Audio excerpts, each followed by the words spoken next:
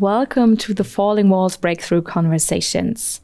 The next 25 minutes belong to you and our next outstanding guest, an outstanding scientist who will tell us about his works and his hopes. My name is Alina Schadwinkel. I'm managing editor online for Spektrum der Wissenschaft, and I've got plenty of questions with me, but feel free to ask some questions yourself. I promise you I'll fit in as many questions as possible within the time we got, and Oleksiy will answer them. Which brings me to my guest, Oleksiy Kolezhuk. He works from Mainz at the moment, but he is actually a theoretical physicist from Ukraine. He was elected corresponding member of the National Academy of Sciences of Ukraine in 2021, and he is head of the scientific committee of the National Council of Ukraine on Science, Technology, and Development. As I've just mentioned, currently he works at the JGU Mainz as a Philip Schwartz Fellow. And Oleksiy, you do research on quantum physics, quantum dynamics of chiral magnetic domain walls driven by spin and charge currents. I hope I put that correctly. And it's a fascinating field, I may say. But today we would focus on a different topic, a pressing one, the situation of Ukrainian science in times of war and how to rebuild the research and innovation sector afterwards. Thank you for being here with us today. Thank you. So Russia has been waging a war of aggression against Ukraine since February this year. Russian troops are using heavy artillery fire, airstrikes, ground forces to try to bring parts of the country under their control. And the entire Ukraine has been at a state of war ever since. How may I imagine working in Ukraine at the moment? Do you still have colleagues there you talk to and who you can share their experiences with? Yeah, sure. So I'm in contact with many of my colleagues at the university, at the National Academy of Sciences, with students, with just friends who I know and also work in science. So I have an idea. So I cannot tell you experience firsthand. So yeah, because I am not in Ukraine now, but I can tell you what I know from other people. And the situation is, as I understand it, as follows. So, of course, there is a large impact on scientists as on everybody else in Ukraine.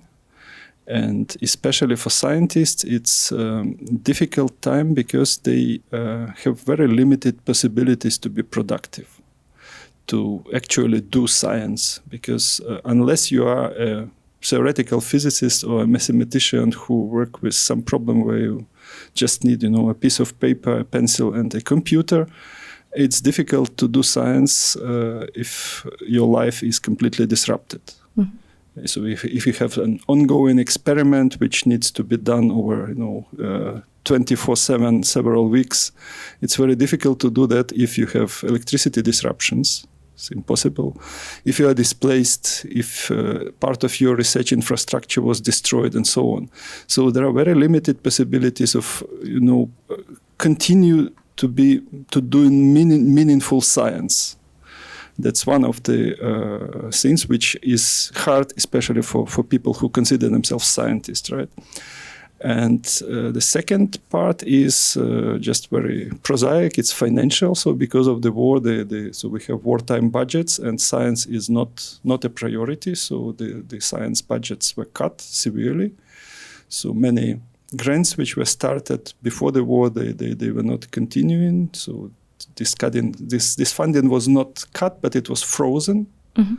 But sorry for interrupting, do people still get paid their wages? Yeah, people are still get paid their salaries, but those salaries are reduced now. So some people get like 50% of their salaries. So we at the university get 75%. Mm-hmm.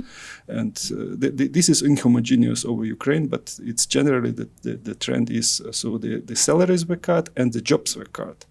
So at some institutes of the Academy of Sciences, like about 50% of people were just fired after the start of the war because the overall budgets were reduced. Mm-hmm. And so we have a large impact, especially on people, on scientists, what is called human capital. And this is actually what science is. So you can rebuild research infrastructure. So if the lab is destroyed, if your equipment is destroyed, you can buy a new one. That's a matter of money, of funds, and of time, of course, and effort. But if you lose scientists, then to rebuild that, you need generations. So this is what is most dangerous now for science in Ukraine. Have colleagues of yours or students of yours joined fighting in the war? Yeah, my PhD student joined the army. Are you still in contact with him? Yeah, I'm in contact with him. Yeah. So he's I think he was driven partly by this wish to be useful.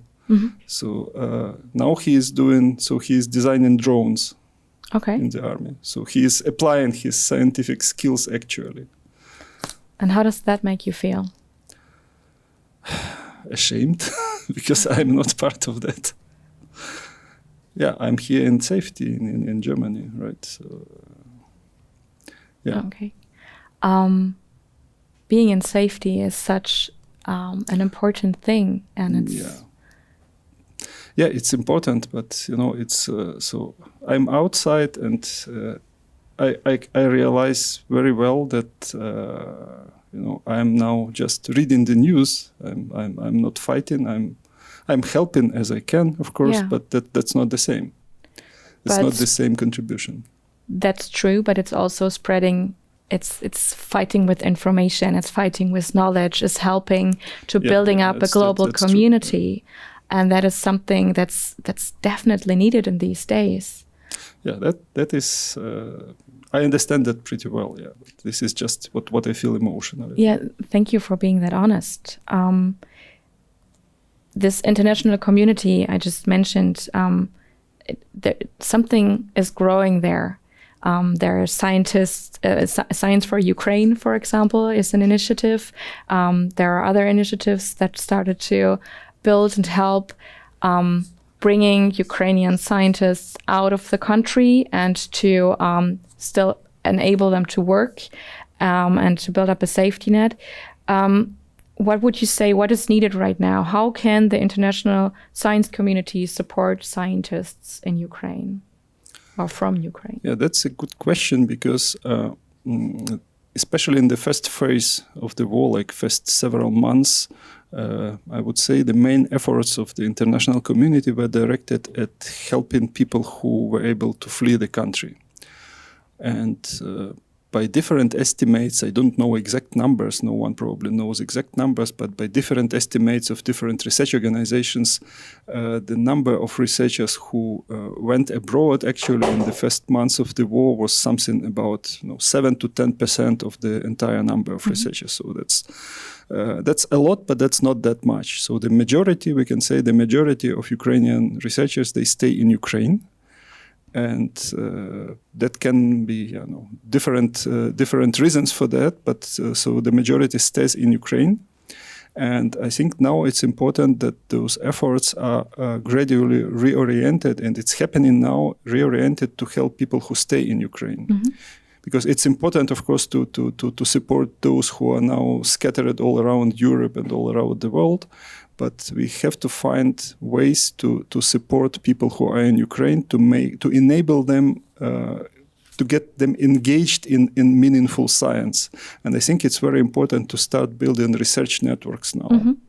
So to specifically fund not only single projects, that is what is happening already, but to fund research networks which would involve people, integrate them on a larger scale. And that will then give the seeds for the future integration. So if you speak about the EU accession and so on, so it's important that we already start having groups which are integrated on this scale and which are involved in joint projects which have joint doctoral schools, joint network workshops, and so on. So a lot of those things can be done virtually now, so not involving travel. And this makes things easier for people who are in Ukraine, because it's very difficult to organize travel large scale during the war.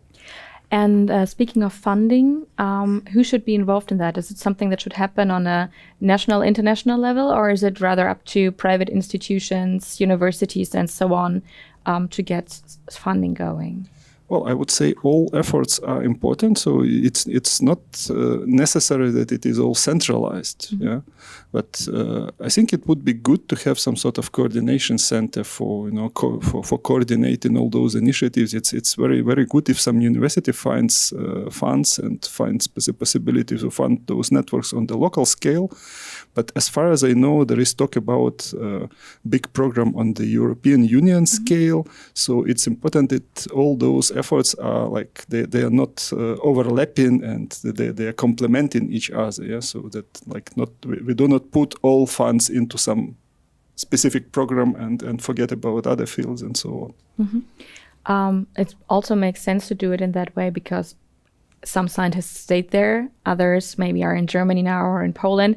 But from what I've heard, and the scientists from Ukraine that I've talked to so far, a lot of them say after the war, I would like to go back to Ukraine and keep working from there. Is this an experience that you've made too, talking to your colleagues? Yeah, that's true. So that's a standard thing now.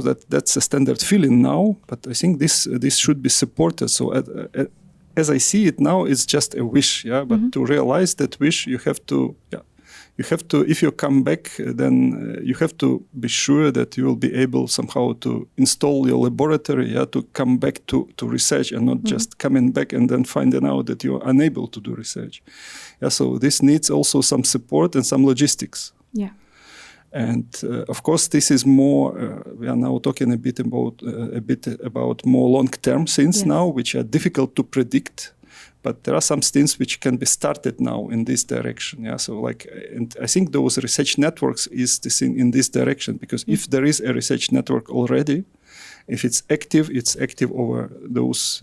I don't know which time is going to pass, but then at the end, if you come back, then there is this research network. There are joint projects. There is funding already there, and there is a team. Most importantly, and then using some additional funding, you can install this team and continue working in Ukraine. So you basically say, even though the war is ongoing, we should start rebuilding now. I see. Rebuilding in the sense of building ties, so not building laboratories, not building equipment. We're on the same page here. The war is ongoing. For how long, no one knows. I'm taking a step and saying, but it will end for sure.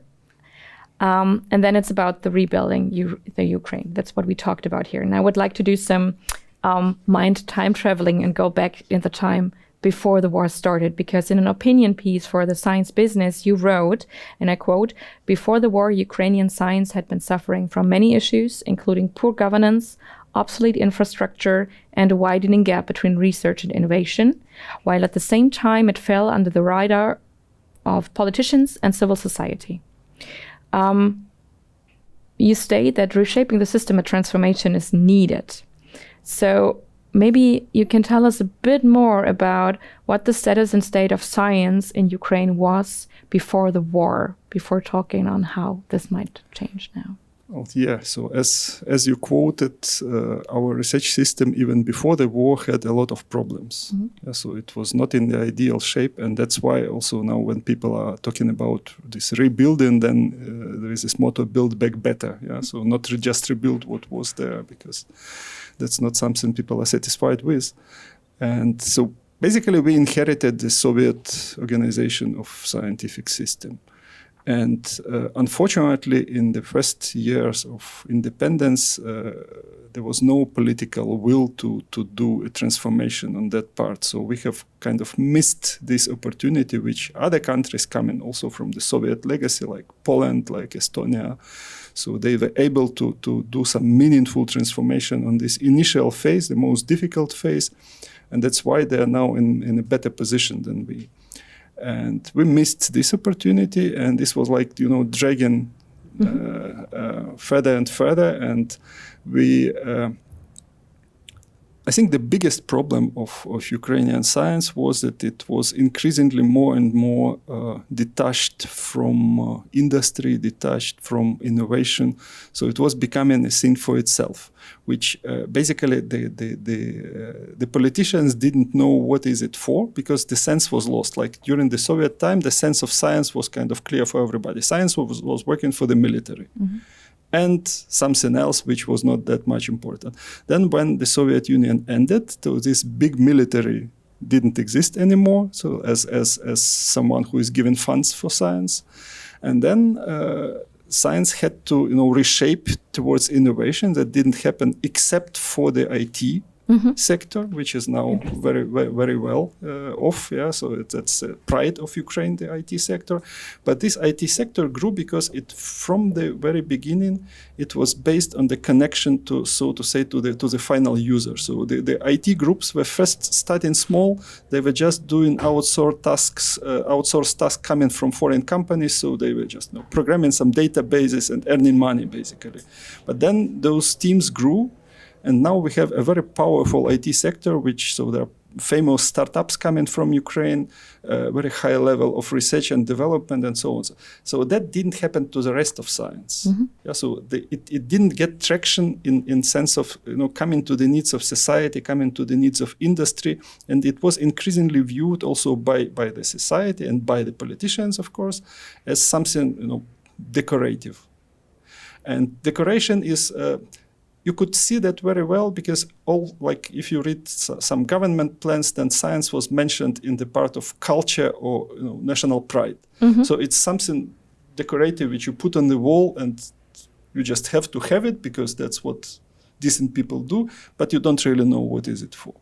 And that was the attitude, and so, many attempts to change that attitude, they were not successful.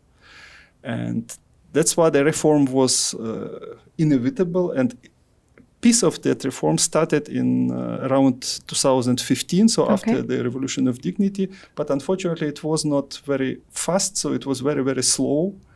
And so then we came to 2022, when those reforms are not really finished, and we still have the science halfway in the same shape. Yeah. But new instruments are in place. So, for example, the National Research Foundation of Ukraine was installed and became active. Yeah? But in this year, its budgets were cut to zero. Okay. So if you could wish for something, what should Ukrainian research, the Ukrainian research and innovation system should be like in the future? Do you have role model countries one could learn from? Okay, it's you can borrow a lot from many countries. You don't have to have one role model. Yeah. So we are looking at several countries. We are looking at Poland. We are looking at Estonia. We are looking at Israel. So we look at different countries, and each of them has their own ways and peculiarities. Yeah, for example, if you look at the Polish way was to preserve basically the Academy of Sciences, but so to say revitalize it. And they are more or less successful now. The way of Estonia was completely different. So they ditched the Academy of Sciences early, and they put the emphasis on universities and on clusters of excellence. And they're also successful now, although they had a lot of their own problems as well. So there are different role models which can be used, but I think it's important to start understanding. So like the first point should be, so science is not a decoration.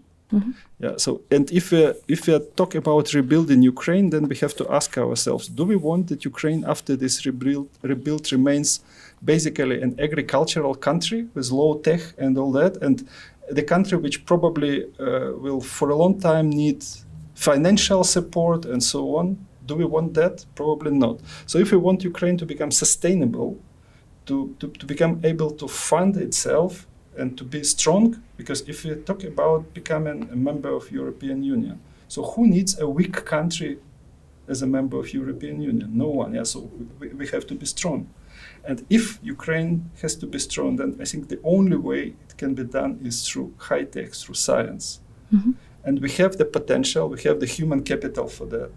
And we just have to understand that this is a priority. That's number one. So like to do this change mentally. If we do not do that, then nothing helps.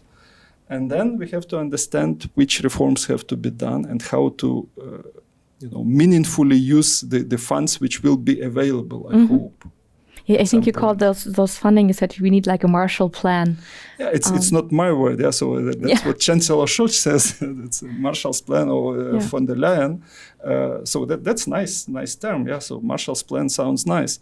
But I think part of that Marshall's Plan should be the plan for science. And we should have some sort of, dedicated team coordinating science. Because as I said, the tradition in Ukraine is that science is not a priority. It's a decoration. So if we do not specifically supervise those activities and put an emphasis on them, then there are big chances that science will be forgotten as usual. Last question, because we have to wrap it up here. Working as a scientist in Germany for some months now, and hopefully being able to go back to Ukraine pretty soon, what's a learning from the scientific landscape in Germany that you will take back with you to Ukraine? Well, I'm not a newcomer to Germany, so I worked a lot. It was long ago, so I think in total I worked in Germany maybe 8 years. So I know the landscape quite well, and so it's not something very new for me. So when I'm doing that now, but certainly so I think things which in Germany are right is that you have different funding instruments and different funding channels for different science. So if you look at the organizational level, so there is Max Planck Society, there is Helmholtz, there is Fraunhofer, and they are targeting different types of activities and very meaningfully targeting, and they are all combining industry, business, and so they are funded by private funds. So it's a very nice way to build science which is not only fundamental. That's what Ukraine suffers from. It's like 70% of our science is fundamental, and we just simply do not know how to fund applied science. So I think this is the way to go, and to give the research institutions the degree of autonomy, of independence they need if we talk about applied science. So this is something which I think can be modeled on the German example in Ukraine. Thank you very much, Oleksiy. Thank you for spending time with me here today. And thank you, dear viewers, for being here with us today. Well, we'll take 5 now again, have another break, and afterwards my colleague will meet with you and the next guests at the Falling Walls Breakthrough Conversations. Be prepared to meet Pavel Wrowiński, who is another astonishing scientist. He works in the field of mathematical methods and geophysical flows and river hydrodynamics. Again, thank you, Oleksiy. Thank you, everybody, and enjoy the rest of the day.